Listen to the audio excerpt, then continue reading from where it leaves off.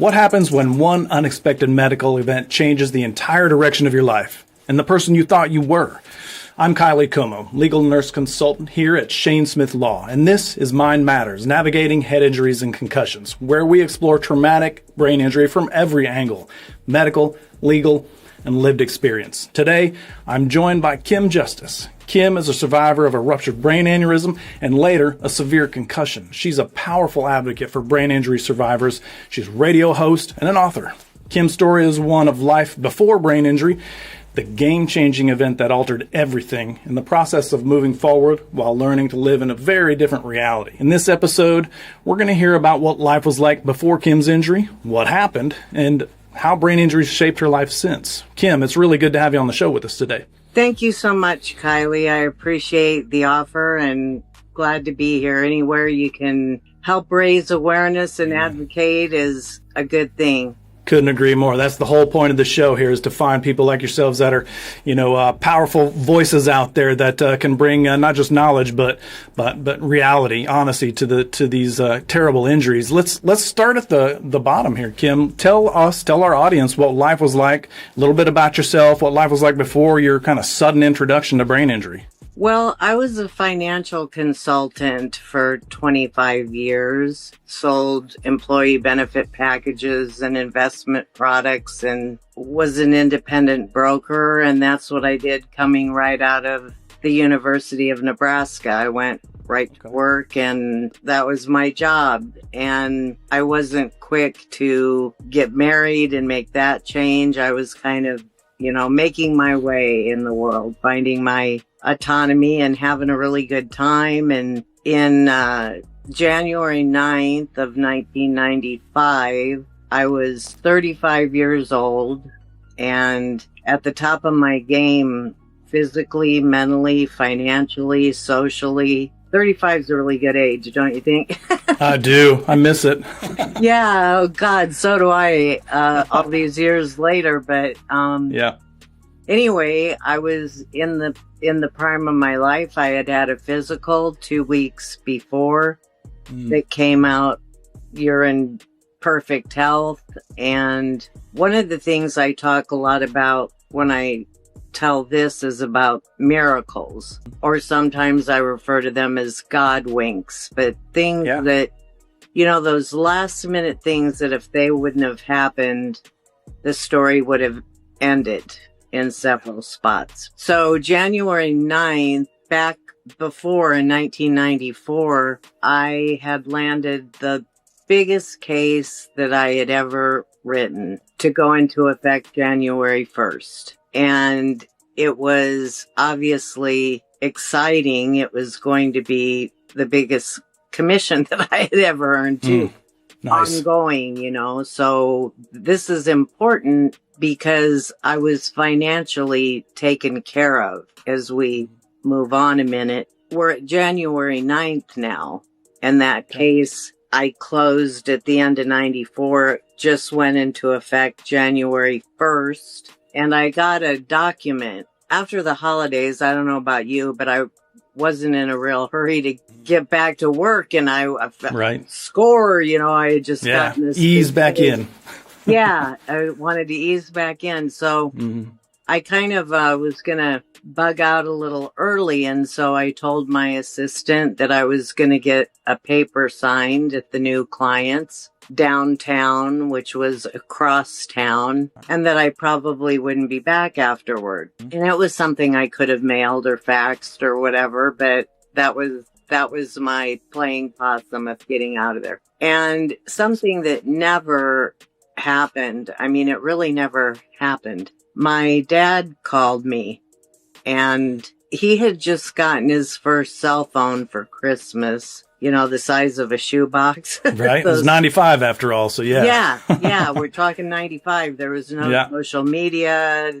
The computer was the updated typewriter for the secretary, at our office at the time. And, the agents, the lawyer, the whatever didn't work the computer, that was their assistance tool. And so he called me. I said what I was doing because he asked me if I wanted to have a cup of coffee. And I told him what I was doing, going downtown to get a paper signed from the new client. And he said, how about if I drive you down there and then we stop and have a cappuccino at a place down in the old market, kind of a trendy little area we have down there. And I said, okay. And so we did. He drove. And it was important because he was in the same business. And so I brought him up when I got the paper signed and introduced him to my new client. Also key, because when we left, we had driven about 2 or 3 blocks. And I felt this, like someone had buried an axe right through my head. And my arms and legs involuntarily pulled up, and I yelped. And my dad was driving. So, the couple God winks there is normally I would have been driving. And had that happened when I was driving, I wouldn't have had control of the car. Yeah, absolutely. But he was driving and he said, what's wrong? And I said, I need to go to a hospital, which you would have never heard me say in a million years. I didn't know what it was, but whatever it wasn't good. He called ahead to a doctor who had been our family doctor for 30 years, but he was also the medical examiner for one of the large insurance companies that we worked with. He dialed ahead to this doctor, said there was something wrong with me, and the doctor met us at the emergency room. And when we got there, these are some cautions I have for this time or another time, but, the doctor looked me over. Now, from the moment that lightning bolt or axe was buried in my head, I don't like it when people say they have the worst headache they've had in their life, because it gives people totally the wrong impression, because everybody's had a bad headache. Yeah. And it ain't nothing like that. No. If you don't mind, I'm going to interject a little bit. I don't think I was able to share my background before I got into this role as a legal nurse consultant here with Shane Smith. I was a neurosurgical intensive care unit nurse for years. And we took care of, I saw so many, what you had was a subarachnoid hemorrhage, correct? Yes. An aneurysm rupture. Yes. And audience, Kim is 100% correct. That headache is absolutely the worst headache a human being can experience, and no other headache can compare. The worst headache you can have as a migraine sufferer doesn't compare to this headache. I'm not trying to downplay migraine sufferers and headaches; those are terrible. But this is a universal part. It's not even a headache; it's a head pain. You feel like your head is going to explode, and so go ahead, Kim. It doesn't stop from the minute it assaults you. Yeah, you don't get a break. Yes, unrelenting. And there's reasons for that, anatomical, physical reasons for that. So, continue, please. No, good. That's why I have a hard time calling it a headache, because it's a head pain. That reverberates and is relentless and doesn't leave. But anyway, we see this doctor who really should know better, because again, he's been my family doctor for 30 years. I had never been a hypochondriac or gone to the doctor unless I absolutely had to. He knew my history and should have known it was pretty serious that I was there. He asked the requisite questions that they're still asking today. Do you know your name? Who's the president? Whatever. What day is it? Where are you? Yeah. Well, at that moment, I managed to answer most of those questions, but I was just so in a fog that I was able to spit out the questions. And he says, she's having a muscle spasm in her neck. I'll prescribe some pain pills and that should take care of it. And turned me loose. And I remember standing in the pharmacy, leaning against the magazine rack, just kind of willing myself to stay alive, to be honest with you, because I knew he was wrong, but I couldn't communicate it. It's a totally different world inside there that's hard to describe, but you're not in your right mind. Oh my goodness. Everything inside of me right now, as a neuro ICU nurse, is just screaming, "Oh my goodness, get this woman to the ER. We gotta start subarachnoid protocol." Oh my goodness, you were hanging on for life. You were willing yourself to live. Please, yeah. I please really continue. was. And again, another God wink here is I owned my own home and lived alone. So if it would have been with a friend or something else, I would have wound up at home alone in my home. Yeah. And I would have died. You would have, yeah.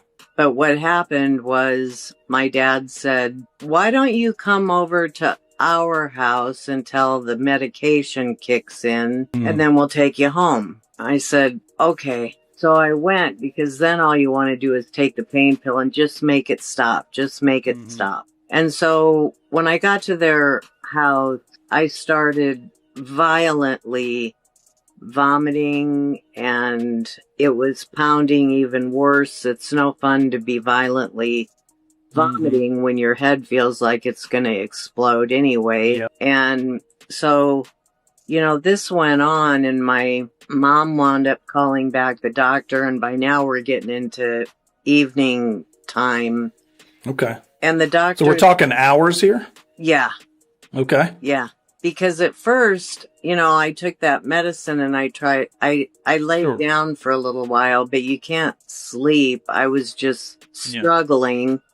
And my parents, nobody knew what a brain aneurysm was or had any indication that would just come out of the blue like that, to a healthy person, just boom, out of the blue. So they called the doctor and he said, well, the pain medication is probably too strong for her. Just give her half of one next time. And so I actually went through the whole night with that repeated vomiting and head pounding. And by the time morning came, you'll know this, couldn't talk.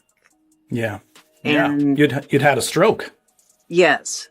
And say you're my mom for a second. This part moves really fast. I couldn't get my words out, and she was finishing my sentences for me in panic and curiosity, fear. And then all of a sudden, her mouth is moving, and I can't understand her at all. So now I can't talk, and I can't understand what you're saying anymore. And my mom said, F the doctor, we're taking her back to the hospital, They took me to the emergency room, did what they should have done in the first place, which was a CAT scan, and my bleed was there. Yep. Right there, to be reckoned with. So, I went 24 hours suffering, bleeding, stroking out, and then finally they knew what it was. Now... Another miracle is that it's 95. Prior to that, when this happened to people, they generally died. In fact, still a large percentage of people that have this don't make it. The majority, yes. The majority, yeah, still. And, something I find disappointing today from 1995 to 2026 is how many misdiagnoses there still is for this condition.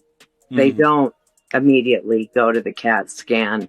You can't rely on those questions is what I'm saying, because you can try it, but I was able to answer them and ready to die a half hour later. So the questions alone aren't the answer this many years later, We had a Dr. John Fox in town, and he was a renowned neurosurgeon from another state, working at the University of Nebraska Medical Center, teaching doctors how to do the clipping procedure.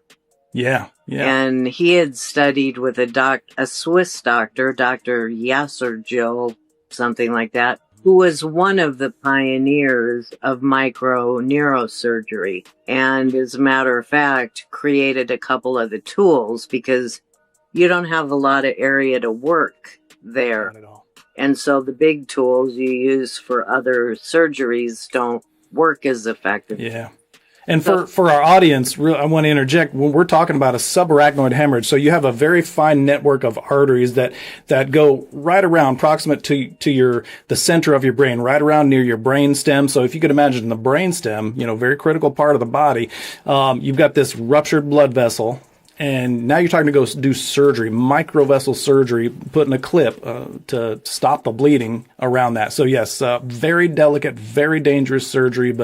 And this was in 1995. So yes, that's daunting. Please continue. Well, I was grateful that, I was Dr. Fox's dream case. The one thing my doctor, who called everything wrong, was able to do was to know Dr. Fox was in town. And they managed to get me for Dr. Fox, who, I never got any royalties or anything for the performance, but, the room was filled.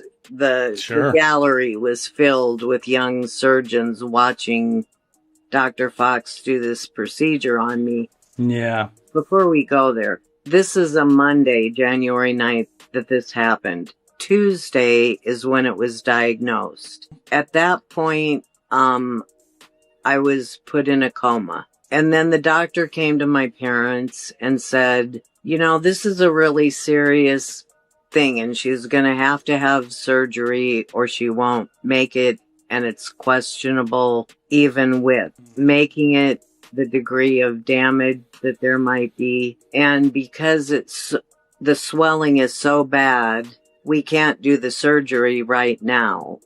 Yeah. So we're going to give you a choice, and she can't speak for herself. We can either try the surgery now, but her prognosis would not be good because we've got precious little room to work. And what we'd like to try to do is give her a medication for a few days, see if we can get the swelling to come down, and thereby hope it would make her prognosis better, the outcome better. But the risk of waiting is that what already has been bleeding can burst and game over. So that was a really tough decision for a parent to have to make. For their I can't imagine. Do you want to do it right now and try to deal with it, or do you want to have to sit there until Friday, which happened to be a Friday the 13th? And that's what my parents did. They assumed, knowing me, I would rather have bet on the more favorable consequence. And so I was then in a coma until days after the surgery. But anyway, I finally get diagnosed on Tuesday the 10th and don't have the surgery until Friday the 13th, a few days later. Okay. And then I don't wake up for 3 days. I'd say days. Yeah. And so I had the surgery, and obviously it saved my life. Thank God it was Dr. Fox, and he was proficient. He did what he needed to do, and it saved my life. But a couple interesting things happened. He almost lost me, and in that I had a near-death experience, which is maybe another story for another time, but I didn't remember it immediately because when I woke up, I didn't know if I was on foot or horseback. I didn't remember anything. That's pretty normal. I didn't know. Yeah. And then what the C scar looks like in your head being shaved and stuff. Well, I didn't know any of that. I'm just laying in the bed. Yeah. I have a protective Italian mother, and she wasn't letting anyone come in the room.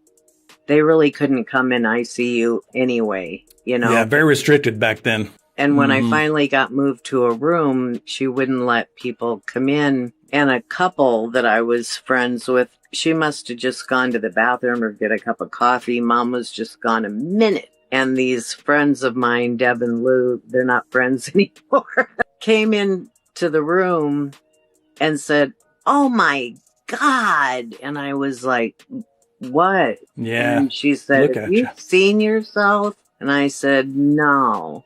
See, it hadn't even occurred to me yet. Well, you had other things to worry about. Yeah, you were dealing with, so. Yeah. No one can fault you there. Right. So Deb rifles through her purse and takes out her compact and opens it and puts it in my face. And I was horrified. Yeah. And just started to cry. I'm totally unfamiliar. Yeah. And Stark. I had no idea. So my mom walks in the room right that minute and kind of bitch slapped him all the way out the door, down the hallway. And like, we don't need this right now. No. Yeah. Got him out of there and good. Got me calmed down because I had no idea and I hadn't even thought to ask. And nobody really felt the need to explain everything in detail at that. Yeah, small moment. Bits, right? You couldn't have handled all of that at once. So no, that's a good thing. No, I had been gone, good night, Irene. I had been gone. Yeah. And so to only be back for, a few days and have no idea. Yeah. I'd say for our audience, I think because we're running up against time, and I know we have a really powerful portion of your story about what happens after, but I think what another important piece of this is, with these ruptured aneurysms, just because, you have surgery, Kim had her surgery, I would bet you spent a long time in the hospital. I can recall patients being in the hospital for weeks. I mean, you're not out of the woods at that point. So there was still a lot of work to be done. I can only imagine, while you were still in that hospital, just to recover and heal. And, you're still kind of fighting for your life at that point, even though you're through that surgery, correct? Yes, absolutely. Yeah. That's a lot. What the doctor said, it was quite a while, the better part of the year. And I might mention, since we're butting up against time, that I did years later, at the end of 2011, because I journaled while I was doing recovery in the first year. Very nice. I was at a crossroads where, at the end of 2011, where I had the realization I wasn't going to be able to go back to the familiar career, but had no idea what the future was going to look like. And so I did write a book about my experience. It would be a lot different if I wrote it today, not the facts, but a lot more raw. Yes. And anyway, what's the name of that book? My website is inaflash.org. Inaflash.org. And there you'll find the book in a Flash, Miracles Here and Beyond. And that's specifically the story that I've told you with a lot of other details. It also has a list of my shows, and it's kind of the go-to for everything I did as an alternative when I was at that crossroads. Perfect point to kind of put a period. Audience, we are going to continue our conversation with Kim in another episode. I think I would like to ask the audience, we try to get our audiences engaged in this content as much as we can. If there's anybody out there that has dealt with a ruptured aneurysm, whether yourself or a loved one, and you'd like to share your story, because they are all so unique, but it may help somebody. Again, as Kim's story here has probably perked some ears up, like, I can remember when, my dad or myself went through that. Please share that in the comments. You really help folks who read through these things, listen to our content. It really gives encouragement and perhaps some ideas of your own. With that, I really would like to say, thank you so much to Kim Jutus for coming on this first episode, sharing her story, being just authentic, honest about what her life looked like before, as a high-powered financial advisor type, working all kinds of hours, moving and shaking, to going into a major life crisis and almost dying from a subarachnoid hemorrhage.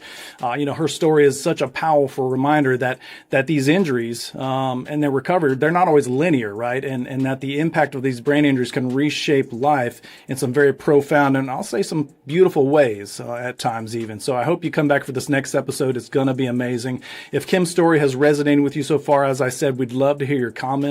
Your voice might be that one that helps a survivor or a caregiver feel less alone. Please, if you would, go down to the bottom of the page, like this episode, subscribe to our channel to keep up with our content, and then share this episode with someone you think might need some encouragement or would benefit from it. And remember, if you're in pain, call Shane at 980-999-9999. And join us next time as we're going to talk to Kim again about her advocacy, purpose, and the work that she's doing to raise awareness through her radio show, her books, and everything she's doing. Until then, take care. In pain, so I call Shane. 980-999-9999. In pain, call Shane.